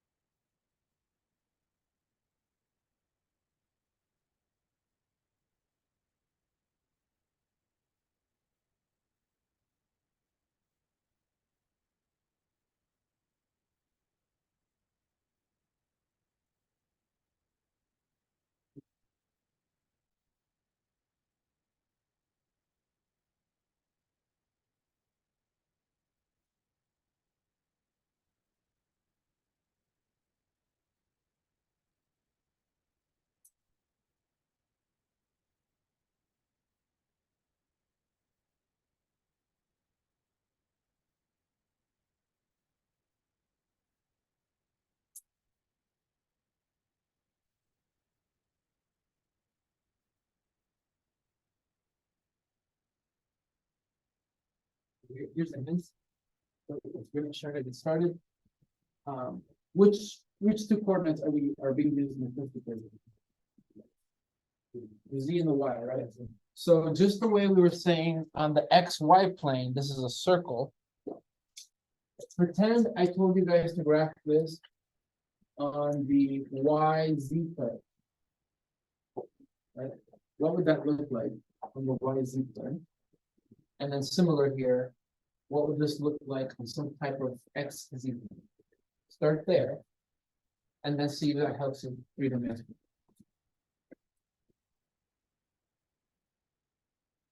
Well, start in 2D with the coordinates that we have.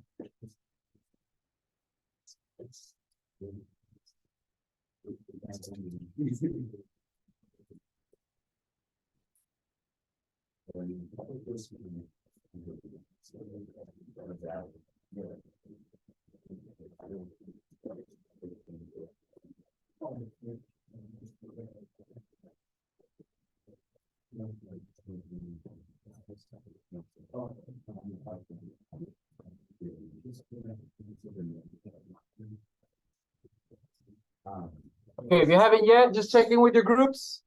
Just do a quick check-in, guys. Compare real fast.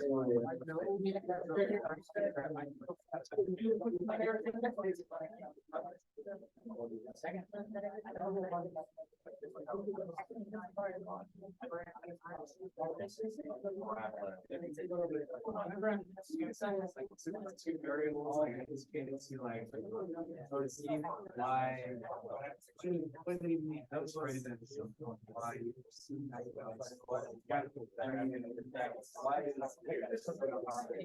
And then I.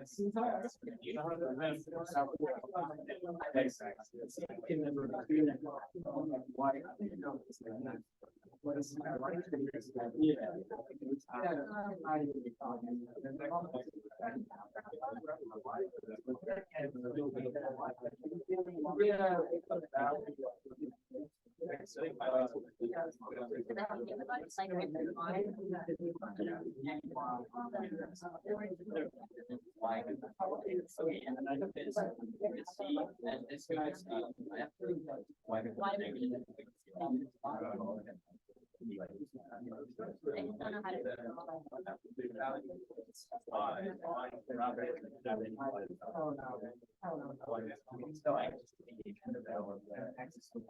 X of course going infinitely. So this is not either side.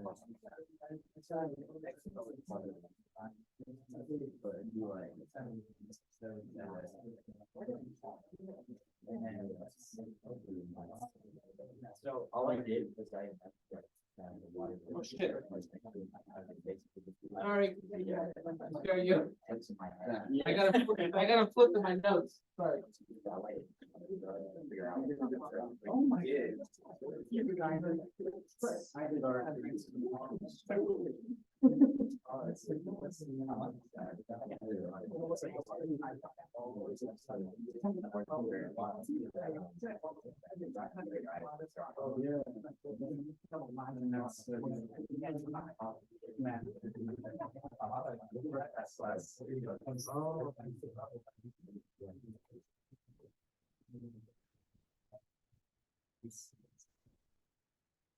All right, let's see. So on the, if I treat this as like my y-axis, right, like the y coordinate, and this like the x coordinate, the independent and the dependent variable, then you should have the absolute value graph. As you learn in calculus. So here, which variable is missing? X. So if I draw that same absolute value graph on the YZ plane, then it just needs to vary in X, so it shoots towards other X axis. It varies in the X direction.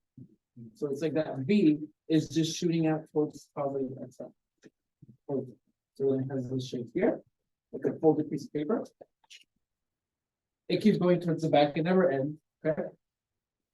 And then here you gotta be strategic about, like, do I make this X or Z? Well, oh, I guess I don't have it here. If I think of it this way, Y is the vertical axis, right? And this one is the horizontal axis. So I'll choose it that way as well.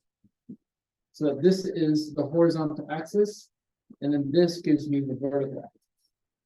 That way it looks a little more familiar to function efficiently than we used to. And then that way it's just a parabola. Let's shift it up 1 unit. So that way, if I graph it on X, Y, Z space, on the X, Z plane, it's a parabola going towards the X axis, right? So then it's going to be on the X, Z plane, it's a parabola but going towards the X axis. So it's going to, and it's shifted up 1, like that. Right? What variable is free? Y. So then I can pretend this parabola is freely moving in the Y direction, like that. And so then it's going to look like a folded piece of paper. Like that. You just can look at that. Right? So we're using the two-dimensional knowledge that we have in graphing, but then it's opening it up to one more dimension. Question? Did you kind of have something on it? If not, it's all good. Yeah.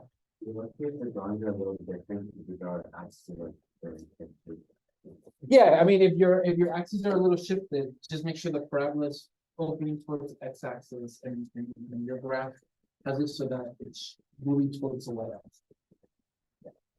Yeah, like the perspective of how you draw it might change. But the properties of how your set should be the same. Yeah, of course. Yeah. And then again, you can always put this on GeoGebra as well. Just confirm. And it's in my notes, this one, yeah. It's in my notes.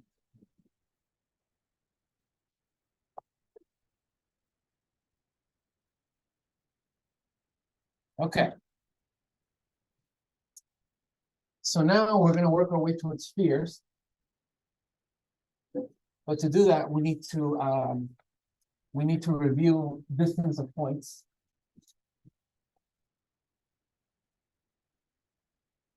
Let's see, we got about 15 minutes.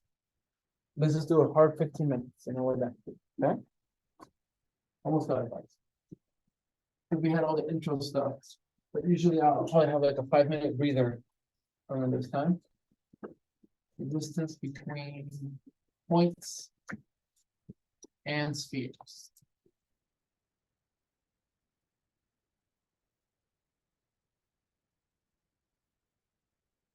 So let me remind you. So recall that in R2, when you guys were finding distance between 2 points,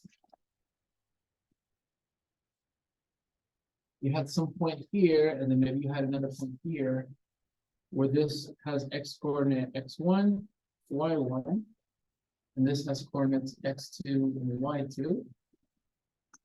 And you wanted to find the distance between those two.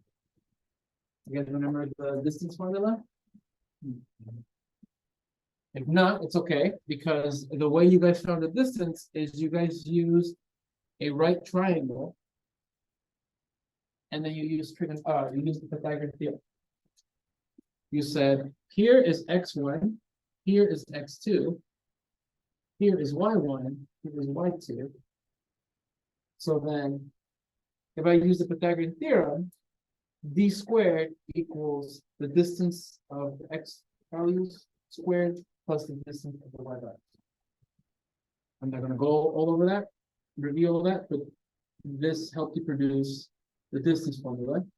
You square rooted both sides, and then you ended up with the difference in the x coordinates squared plus the difference in the y coordinates. Okay. And then I gave you the distance. You plug in the coordinates, square rooted, which will be how far they were from each other.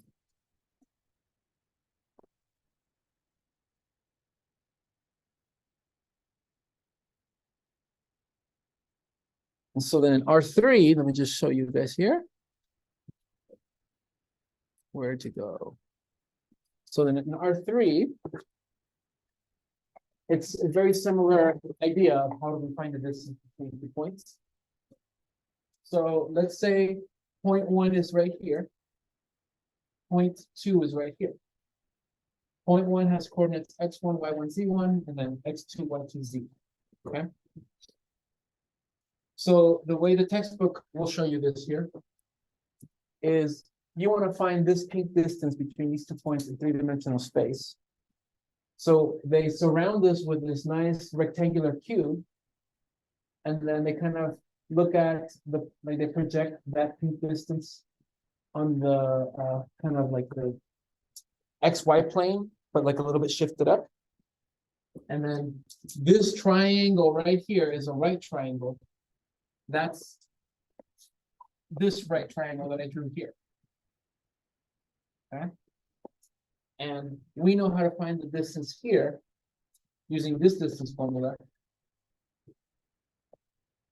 So once we know this distance here, well, I use the Pythagorean theorem now on this right triangle right there. You see that one? So then this distance is gonna, that's the hypotenuse now, will be this squared is equal to this distance squared plus this distance squared. But this guy here, the only thing that changes are the z coordinates.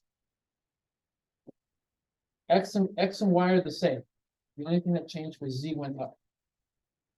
Okay.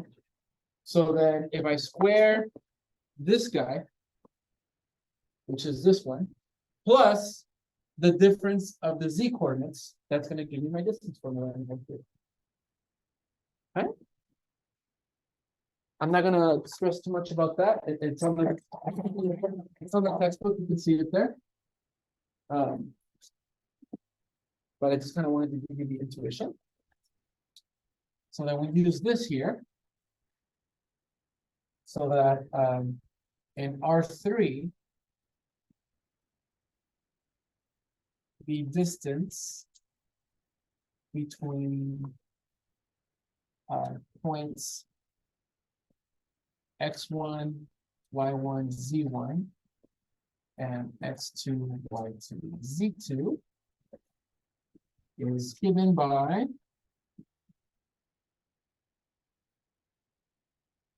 I'm gonna call it capital D, so it doesn't look like this deal here. If I use that right triangle that I was showing you, it's this guy squared. So when I square this, it's just this guy.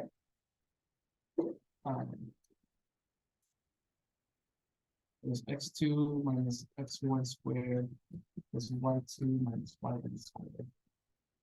Plus the difference between the z coordinates. So now it's just z2 minus z1 squared.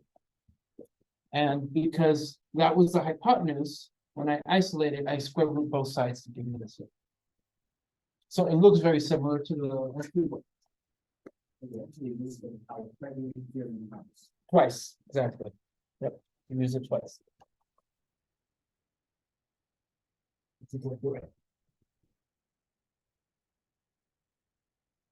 And so some of your homework problems are good for now. Have you used this formula?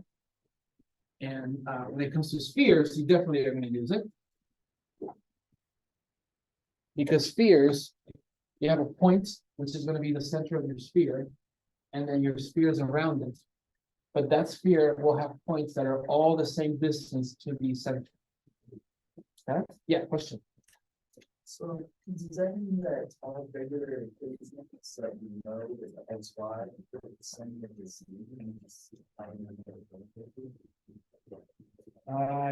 We want to be careful. I don't think so. Like you're saying, kind of formulas that you've learned, we just kind of add this part to it, right? Yes. I don't think so. No, I want to be careful. No. I'm gonna say no. Yeah. Here it turned out to be true. So that has to happen. I guess I'm trying to think. Yeah, like this, well, what this anyway,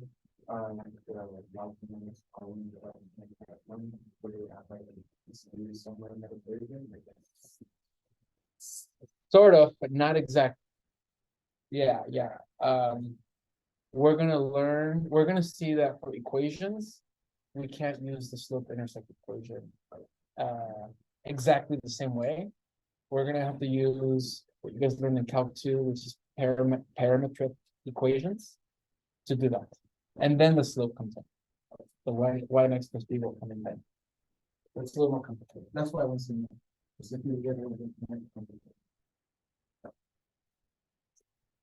right now, we're going to see the equation of a sphere. And so, yes, it will actually be kind of like the circle equation, but just with this part.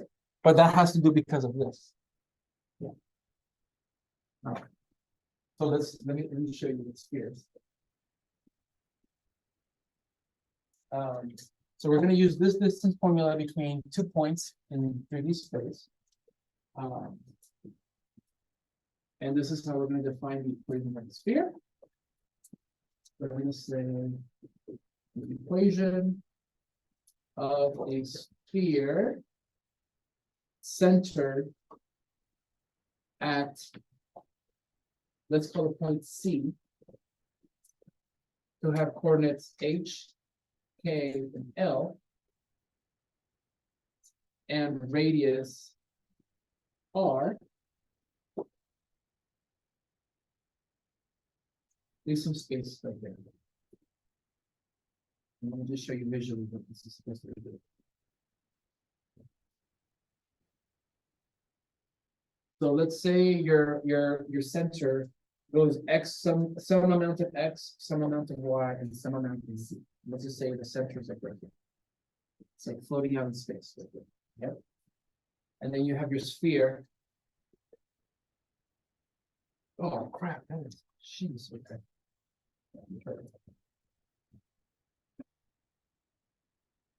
That's a little bit. Right.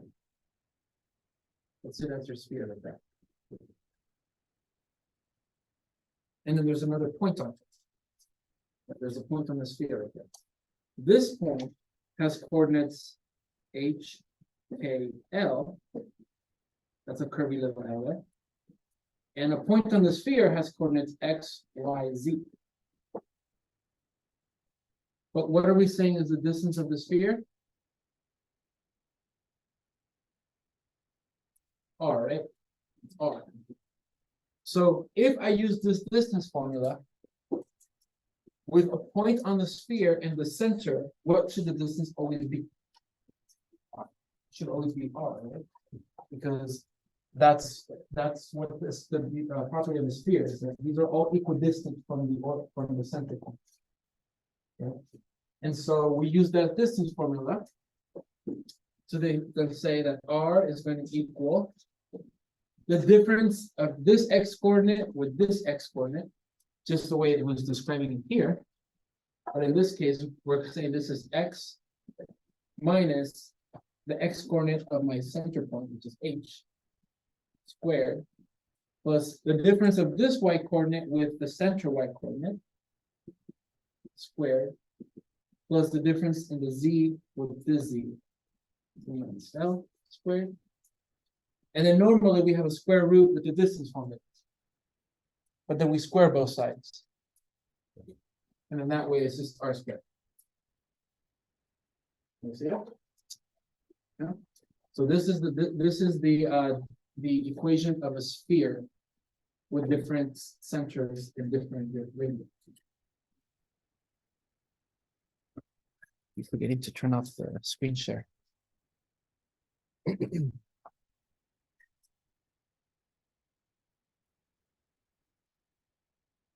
And so there's a little tool. I'll bring this up in a little bit. Maybe one side right here.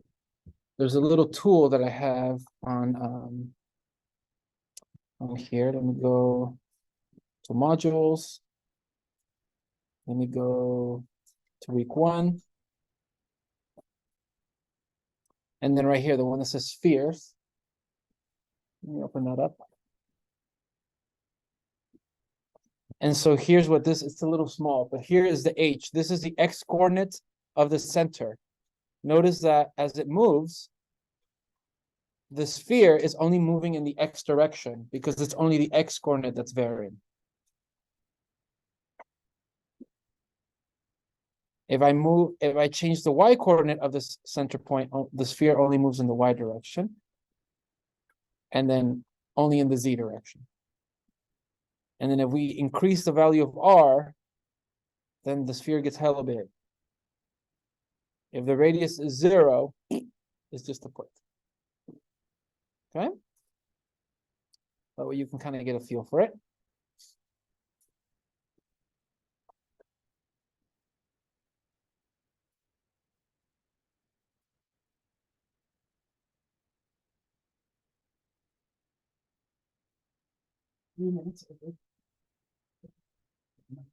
We're not going to finish all the parts of the notes, which is okay.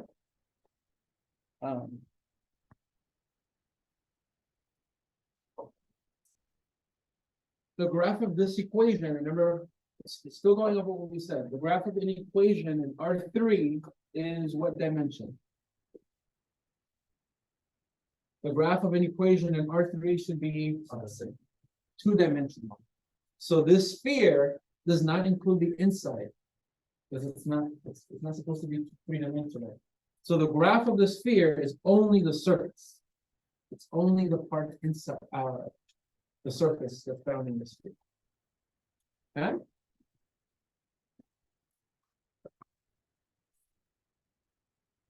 There's one more part. Let me bring it up. Yeah. That's exactly the next part. The next part is, what about inequality? Okay. We got 2 minutes though. Is it cool if I post it and you guys just read that part of inequalities? It has to do with shading. You guys remember for inequalities, you guys have to shade. That's it, that's the end of the notes, it's just that part right there. Looking at quality. So I'll just post it, you guys could look at it, but that's exactly correct. If I put in inequality, then it either includes the inside of the sphere, or it includes everything outside of the sphere. Okay? Yeah. But we'll end it there, yeah. Good question, would you prefer if the z-axis would be one going straight up, or would you prefer it was like going straight out? Let's do straight up for the homework. Yeah, thank you. We didn't have homework for this. Say it again? Yeah, you too. You have homework on this stuff due next Tuesday. Yeah, so what guys know about it? Yeah, it's right here. Let me show you. Bye, guys. Woo, happy first day. But it'll be right here, look. You go, where it says week 1. Right there, exercise set 1. Yo, Patrick, I'm showing you where it's at, bro. You go to week 1. And then it's right here, exercise set number 1. That's where I'll tell you the homework problems that you gotta submit. Oh, on paper, you turn it in class next Tuesday. Oh, okay. Yeah. That's- Exercise sets are on paper. The problem set is online. That's the scanning one. Correct. Exercise set too. That one's due Thursday. On paper, turn it in the beginning of class. Also, the notes that talks about inequality, are we gonna go over that in like a class, or do you want us to just do the notes? Just do the notes independently. Okay, cool, yeah. It's not allowed. The group activity took longer than I expected. It's fine. I like you guys chatting. Build relationships and stuff. Yeah. You know how, like, you sign and post sign for the different axes when you're doing physics?